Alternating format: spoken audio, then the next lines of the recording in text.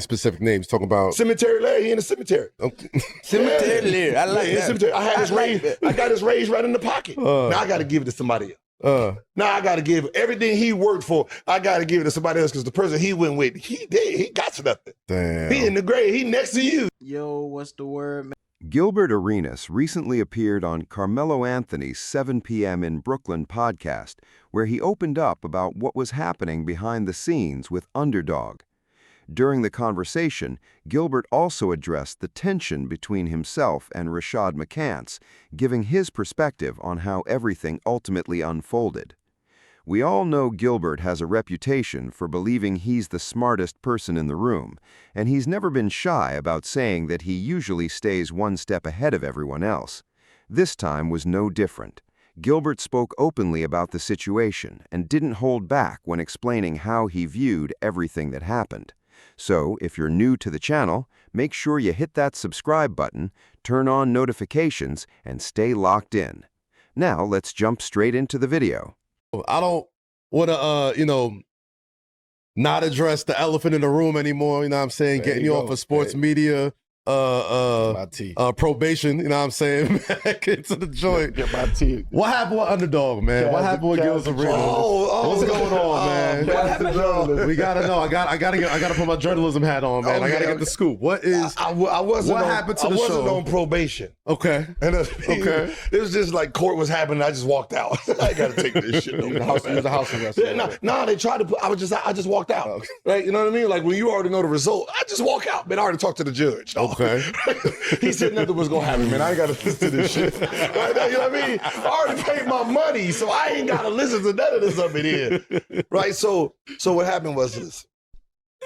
When that case happened, Okay. right? When the case happened, we got a new dude that was responsible for what was going on. And it was basically my contract was coming up. Yeah. So it was basically, we're gonna negotiate you, we're gonna negotiate while you on the floor. Yeah. Right? So it was basically it seemed like just a takeover. Oh, yeah. So we started off number one basketball show, right? Live show on the internet. We go from 4 days, thinking we're about to get 5 days, go to 2 days. Right? So it was basically this big standoff. So it's like, all right, this is how y'all want to play? And it was like, yeah, you this is part of negotiation. And I was like, you don't want to negotiate with a dude like me. I'm an athlete. This is what I do. Gilbert Arenas isn't just talking when he says he understands how to negotiate contracts. One of the clearest examples came when he signed a 6-year, $111 million deal after dealing with a serious knee injury. During that season, Gilbert played in just 13 games, yet the contract remained fully guaranteed even after his time with the team eventually came to an end. That's a major reason why Gilbert often says he understands the business side of basketball better than most people. According to Gilbert, that same experience also helped him negotiate his deal with Underdog in a way that allowed him to retain the rights to the Gil's Arena name. Whether you agree with everything Gilbert says or not, his track record helps explain why he carries so much confidence whenever the conversation turns to contracts, negotiations, and the business side of the game. This type of back and forth. So I thought we was family. If you're gonna let the dude come in, I know how this is gonna end. He's not smart enough in this tactical realm to go against me. Because if they fire me, I get all my Gil's Arena rights. Because once we're done, I get my Gil's Arena rights, and I didn't want to wait till June 31st. Right? So I wanted you to do in May. And then because once May came and you did it, y'all are fired. Yeah, all y'all fired the day after. You went to them earlier? Who? Did you go to them earlier and say that you was ready to be done? Underdog? No. See, this was an Underdog. Oh. This was that dude. Oh, that they bought in. The dude, like the dude that just came in. So because he wanted to negotiate, I negotiate the way I negotiate. Who you negotiating with it? I go straight to them. Hey, listen, when I end, I have the rights to Gil's Arena. So what you want to do? Well, we're gonna go with you. All right, bet. And I said, hey, just keep negotiating with him. I need to see who he really is. I want to see who the cast is when they think I'm out. My enemy's enemy. Yeah, so I just sat back. I just sat back with all the raises in my pocket, just sitting there. Oh, you want to keep shouting them out, huh? Oh, hey, you keep shouting out. Wait, hold on. Like you gonna keep shouting? Like I don't mind the underdog. Me and the underdog are cool. You keep shouting out that name. That name is an enemy. Oh. And I told you he's an enemy. And you're gonna keep shouting him out, not realizing you go there, you're dead because he dead.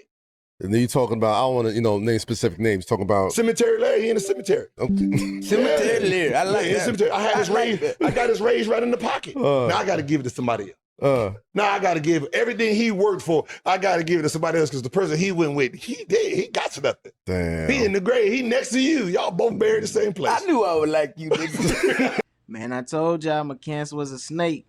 Now I see why he felt like he could do whatever he wanted to on the show. He thought he had an ally, but he basically was being used as a pawn. And he is the type of dude that always try to blame others for his downfall, but I don't know who he gonna blame for this happening to him.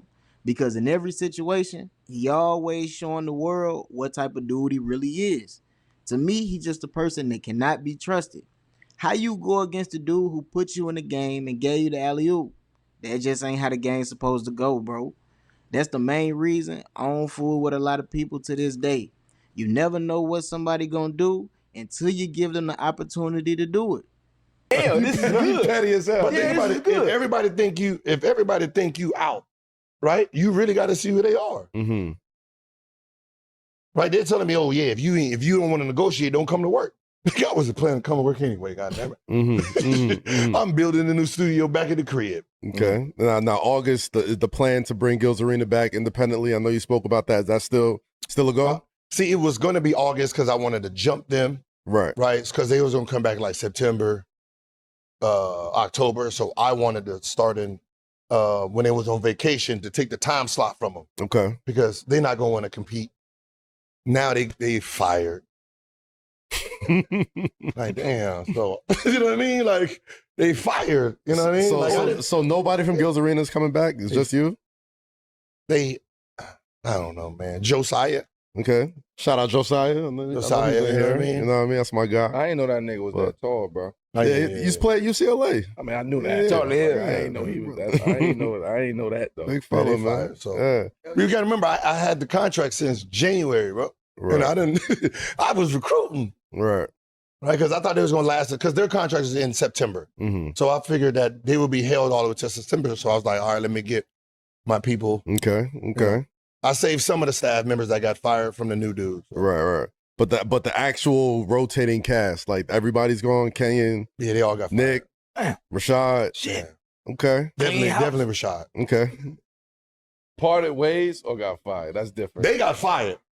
Right, I just stayed home, hoping I would get fired. So they had to stop the show that day. Oh, they and got then- fired from the company, Yeah, not yeah. from Not from Gil himself. I'm trying to clear that up.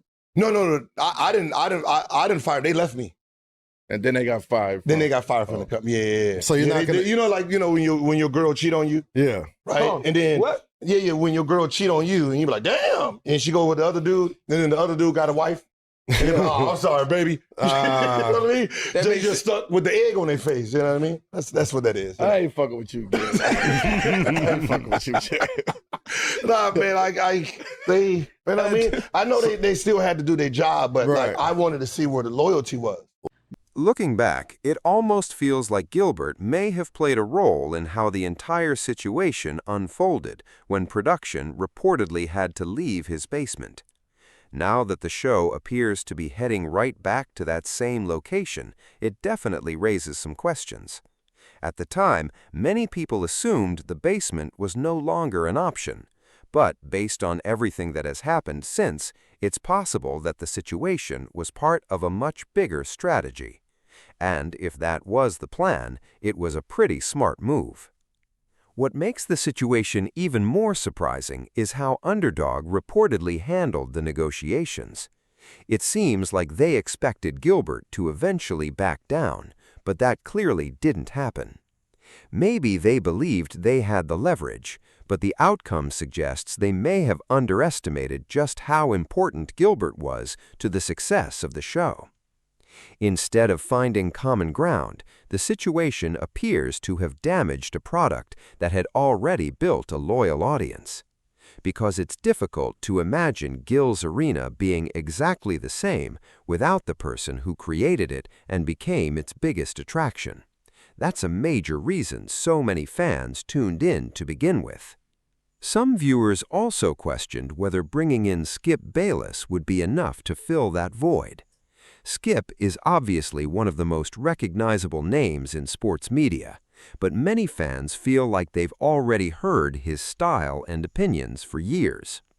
So, bringing him in alone was never guaranteed to recreate the chemistry that made the original show so popular. Based on Gilbert's comments, it also sounds like he's prepared to move forward with a different group. From what he shared, Nick Young and Josiah Johnson appeared to still be part of his plans, while much of the previous cast may not be returning.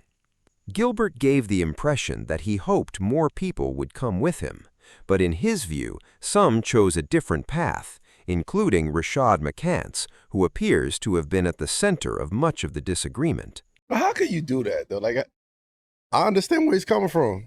I mean, listen, you might want to hear him out. No. What I'm saying is if it was Underdog, like giving him a better position and say an Underdog in Germany, like, yo, you know, we want you as a star. I know how it goes. Like, the shit you did for 4 years, you deserve your own show and all this. Yeah. That's understandable. Yeah. But I told you, I have a problem. Me and Joe, he's trying to fire us. He tried to fire you. We beefing because of you, technically. Mm-hmm. Because we not letting what was going down go down. We're not integrating. This was player podcast.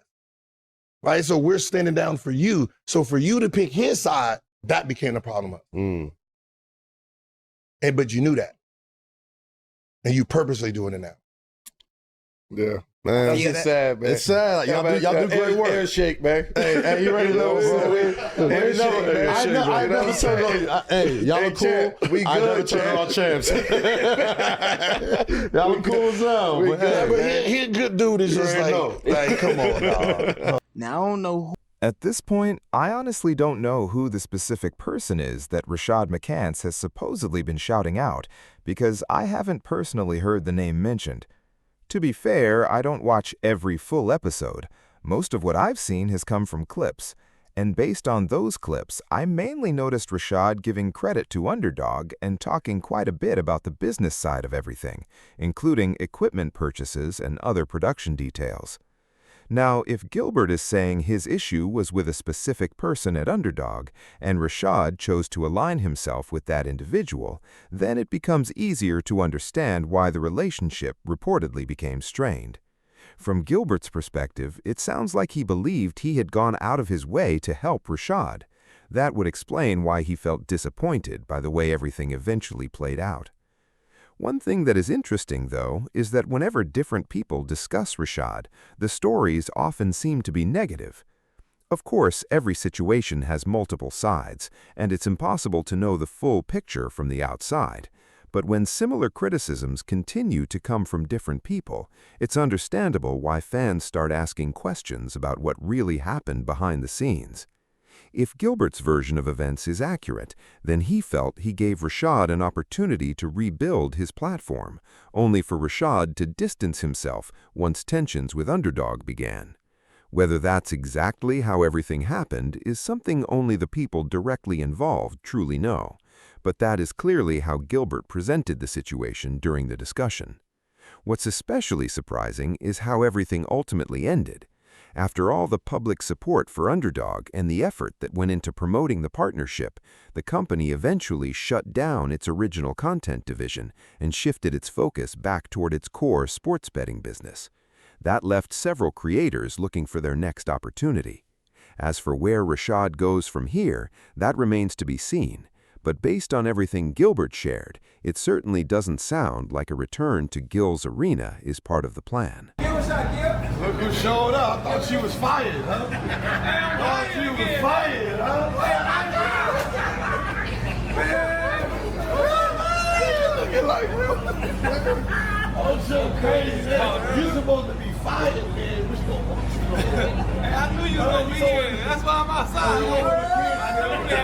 You go over here. I'm gonna have a time. Your ass is cemetery. Rashad. First and foremost, Are you nervous, baby?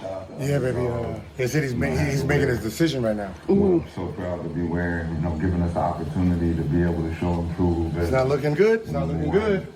Sports show on the internet. They gave me the opportunity. I gave you the opportunity. Ooh! Oh shit. No, Nick, not. No, he's serious. Oh shit. He's making his decision. Don't laugh, King. Stop laughing. Damn water everywhere. I guess I left off for me. Skip.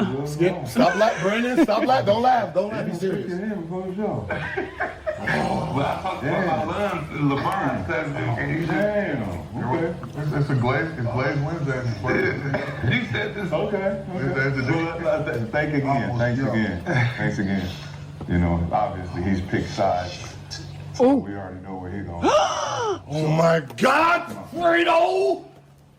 Damn it! So you're not on my side. You're not with us. You was one of my best soldiers. Oh. Damn it! Baby, what you gonna do?